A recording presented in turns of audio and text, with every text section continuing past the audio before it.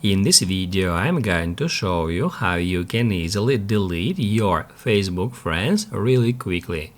Be sure to watch the video to the very end so you don't make any mistakes, and of course do not forget to like this video and subscribe to my channel. Thanks guys.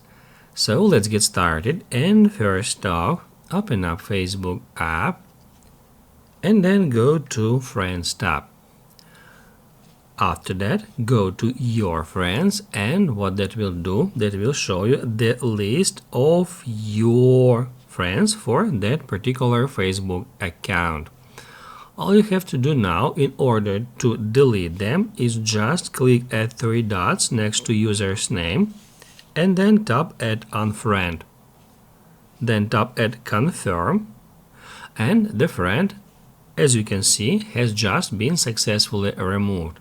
If we changed our mind, we can tap right here to send friend request to that user again. Unfortunately, Facebook app doesn't give us an option to unfriend all the users at once or multiple users at once, so the only way to delete your Facebook friends is just keep doing the same steps in the same way.